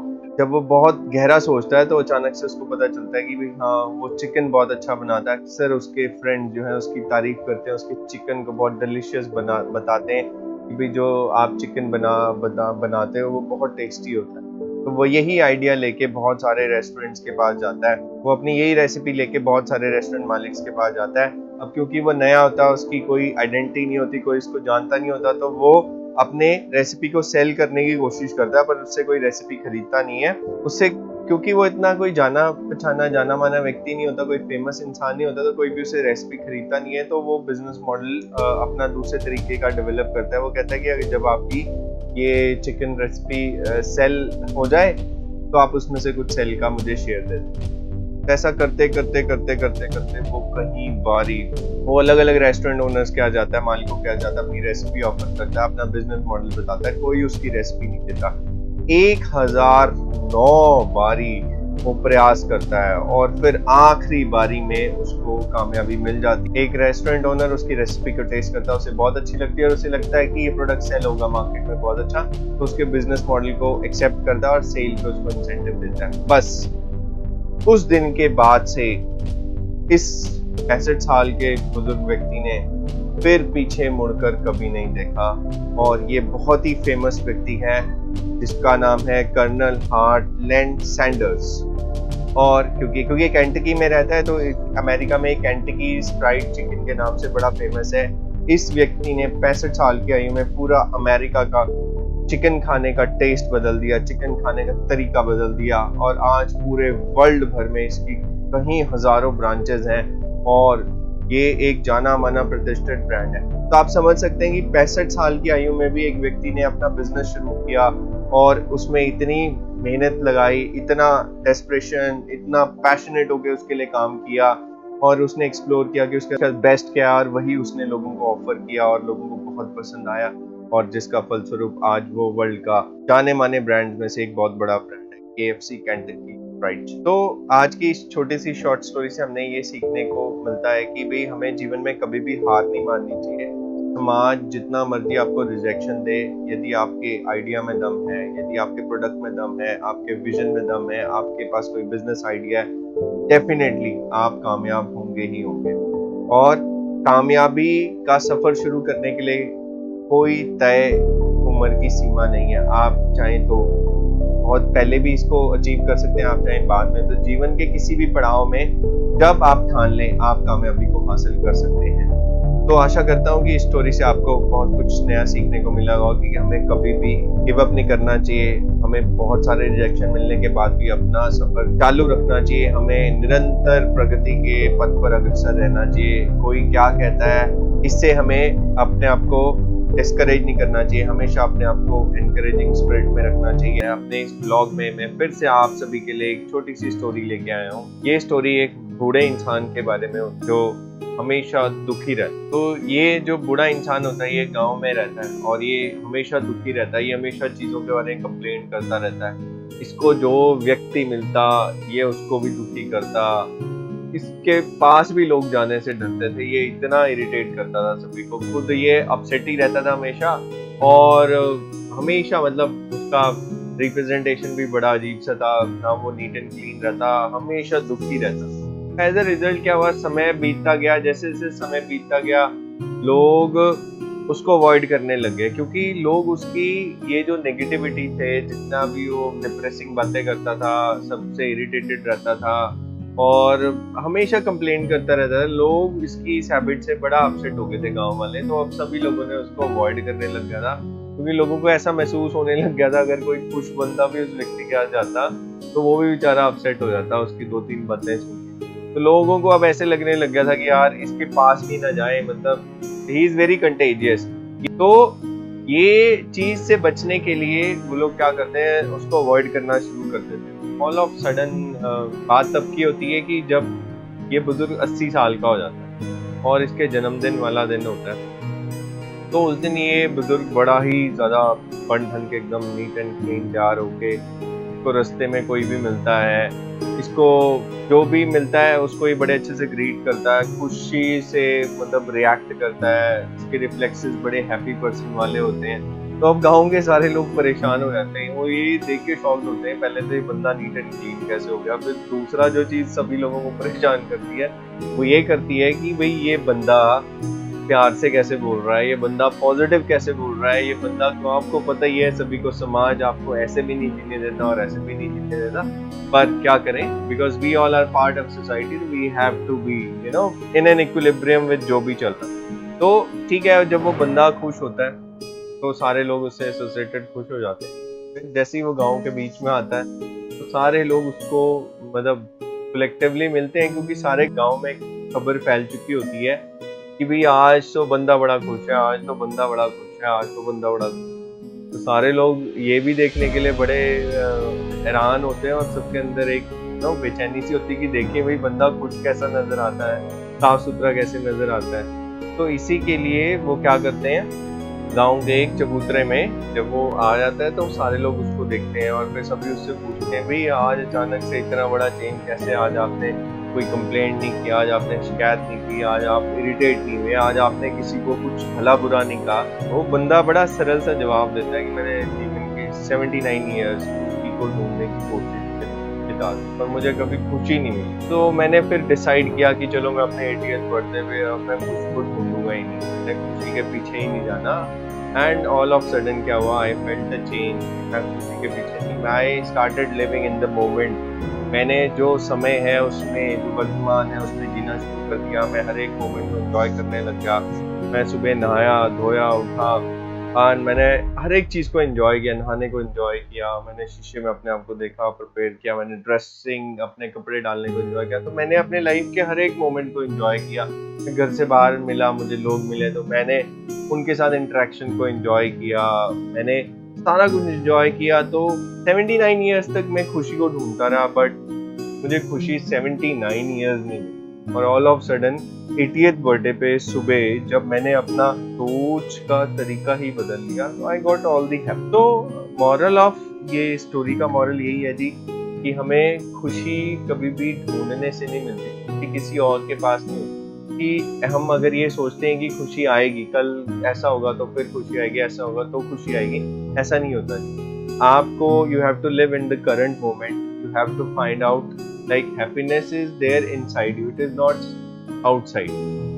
जो खुशी है वो आपके अंदर ही है, it is not outside. Now scientifically भी भगवान ने जब हमें बनाया है तो उसने हमारे ब्रेन में, हमारे बॉडी में इतने सारे केमिकल्स दिए हैं, those who are responsible for our different kind of emotions. हमारे अंदर जितने भी इमोशंस आते हैं या जितने भी हम लोग रिएक्शन शो करते हैं, तो भगवान ने हमारे बॉडी के अंदर एक बड़ा स्ट्रॉन्ग मैकेनिज्म, सारा एक वर्किंग, इसकी बायोलॉजी, इसकी फिजियोलॉजी, इसकी सब कुछ इस तरीके से बनाई है कि ये अपना सेल्फ रेगुलेट करता है अपने आप को और एक सेल्फ डिसिप्लिन में चलता है। बस जरूरत क्या है कि आपको अपने दिमाग को अपने मन के ऊपर जिताना है। आपको अपने मन को नहीं जीतने देना, आपने अपने दिमाग से अपने मन को हराना है। आपने अपने मन को कभी भी दिमाग पे हैवी नहीं होने देना, मन से दिमाग को नहीं हारना। आशा करता हूँ आज की ये शॉर्ट स्टोरी में आपको बहुत कुछ सीखने को मिला होगा और ये पता चला होगा कि हमें खुशी अपने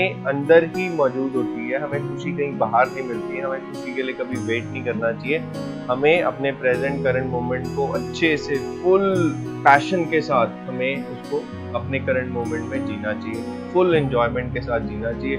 फिर भी आप लोगों ने मुझे बहुत ज़्यादा सपोर्ट किया और बीते 8 महीनों की जर्नी में ही आज लगभग हमारे YouTube चैनल में, मेरे डिजिटल फैमिली में 1000+ मेंबर जुड़ चुके हैं और इस सब का क्रेडिट आप सभी को जाता है, बिकॉज आप सभी का सपोर्ट, आशीर्वाद और सहयोग नहीं रहता तो मेरे चैनल में इन बीते कुछ समय में ही 1000+ सब्सक्राइबर नहीं होते। तो आज मैं बड़े प्राउडली कह सकता हूँ कि मेरी डिजिटल जर्नी और इस डिजिटल प्लेटफॉर्म पे मेरे 1K फैमिली मेंबर्स हैं और आप सभी के इस इमेंस सपोर्ट के लिए, इस हार्टफुल जो आप लोगों ने अपना ब्लेसिंग्स दी, बेस्ट विशेस दी, जितना भी आपने सपोर्ट किया, इसके लिए मैं आप सभी का आभारी हूँ। आशा करता हूँ कि आने वाले नियर फ्यूचर में भी जितनी भी वीडियोस आएंगी और मेरे इस डिजिटल चैनल को आप सभी का इसी प्रकार से प्यार, स्नेह, आशीर्वाद मिलता रहेगा।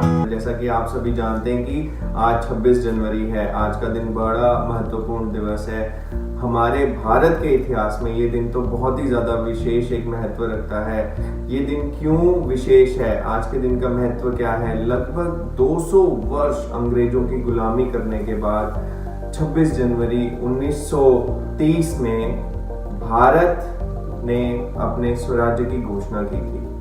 अंग्रेज तो हालांकि 15 अगस्त 1947 में भारत को छोड़कर चले गए थे, पर उनके जाने के बाद भी हमारा देश उनके कानूनों का, उनके कॉन्स्टिट्यूशन को फॉलो कर रहा था। लगभग 2 वर्ष 11 महीने 18 दिन तक हमने अंग्रेजों के जाने के बाद भी उनके संविधान को फॉलो किया।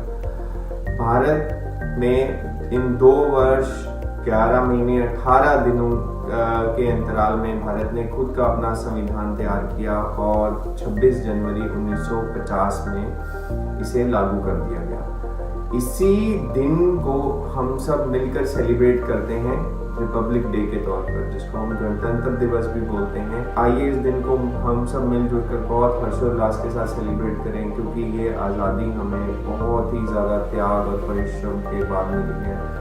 इसमें कहीं 100, कहीं हजारों, लाखों लोगों ने अपना जीवन का बलिदान दिया है। हमें आज़ादी दिलाने में असंख्य लोगों ने अपने जीवन का बलिदान दिया, परिवार के परिवार जिन्होंने त्याग किया देश की इस स्वतंत्रता को पाने में, देश को आज़ादी दिलाने में। तो उन सभी शहीदों को, उन सभी त्यागवान मनुष्यों को, उन सभी पूज्य लोगों को याद करते हुए हम सभी इस 26 जनवरी को बड़े हर्षोल्लास के साथ मनाएं, इसी अपेक्षा के साथ कि ये दिन हमारे भारत के इतिहास में एक अविस्मरणीय दिन है, क्योंकि इसके बाद भारत एक स्वतंत्र राज्य की तरह स्वच्छंद आसमान में प्रगति की और अग्रसर हुआ और लगभग इन बीते 73 सालों में भारत का डेवलपमेंट का, चाहे वो किसी भी स्फेयर में हो, वो स्लोप हमेशा पॉजिटिव रहा।